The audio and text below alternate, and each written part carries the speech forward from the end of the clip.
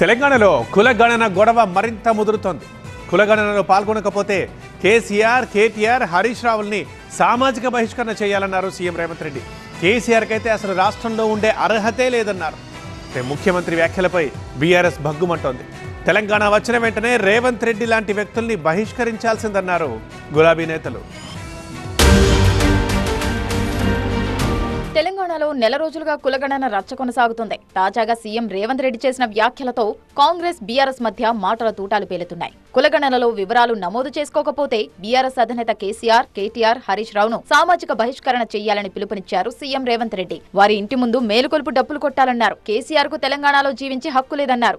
ఇవాళ ఈ బలహీన వర్గాల ఈ జనాభా లెక్కలల్ల కేసీఆర్ కుటుంబం నమోదు చేయించుకోకపోతే సామాజిక బహిష్కరణనే వాళ్లకు శిక్ష. ఆ సామాజిక బహిష్కరణ చేయడానికి మీరు అందరు సిద్ధమా అన్న వాళ్ళు గట్టిగా చెప్పండి, సప్పట్లు కొట్టి చెప్పండి. ఈ కులగణన సర్వేలో పాల్గొనకపోతే, వివరాలు అందించకపోతే తెలంగాణ సమాజం నుంచి చంద్రశేఖరరావును, తారక రామారావును, హరీష్ రావును సామాజిక బహిష్కరణ చెయ్యాలని ఈ సమావేశంలో నేను తీర్మానం ప్రవేశపెడుతున్నా. మీరు పెద్ద ఎత్తున సప్పట్లు కొట్టి ఆమోదించండి. ముఖ్యమంత్రి వ్యాఖ్యలను తీవ్రంగా తప్పుబట్టారు బీఆర్ఎస్ నేతలు. తెలంగాణ తొలి ముఖ్యమంత్రిని సామాజిక బహిష్కరణ చేయాలంటూ మాట్లాడటం సరికాదన్నారు. బీసీలకు న్యాయం చేయకుండా కేసీఆర్ ను తిట్టి పబ్బం గడుపుకోవాలని చూస్తున్నారన్నారు. స్థానిక సంస్థల్లో బీసీలకు 42% రిజర్వేషన్ కల్పించకపోతే కాంగ్రెస్ పార్టీని బహిష్కరిస్తామన్నారు. మీ హాయంలో రాజకీయంగా అనుదొక్కుతూ బీసీలను అవమానపరుస్తూ ఇలా బీసీ పక్షాలు ఉన్నటువంటి వీళ్లను కేసీఆర్ను, కేటీఆర్ను తిట్టితే ఇక మాకు రాజకీయ పబ్బం కలిపి తప్పది. ఇలా మీరు 42% ఇవ్వకపోతే కాంగ్రెస్ పార్టీని బహిష్కరించాల్సి వస్తుంది, గుర్తుపెట్టుకోండి. అసలు తెలంగాణ వచ్చిన వెంటనే రేవంత్ రెడ్డిని బహిష్కరించాల్సిందన్నారు గులాబీ నేతలు. కేసీఆర్ అలా చేయకపోవడం వల్లే రేవంత్ రెడ్డి ముఖ్యమంత్రి అయ్యాడన్నారు పెద్ది సుదర్శన్ రెడ్డి.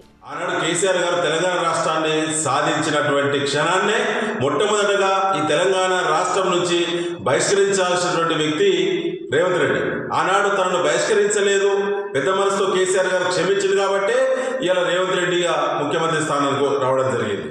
ప్రభుత్వ వైఫల్యాలను కప్పిపుచ్చుకునేందుకు కేసీఆర్ పై రేవంత్ రెడ్డి అనుచిత వ్యాఖ్యలు చేశారన్నారు మాజీ మంత్రి జగదీష్ రెడ్డి. తెలంగాణలో ఉండే హక్కు రేవంత్ రెడ్డికి లేదన్నారు ఆయన.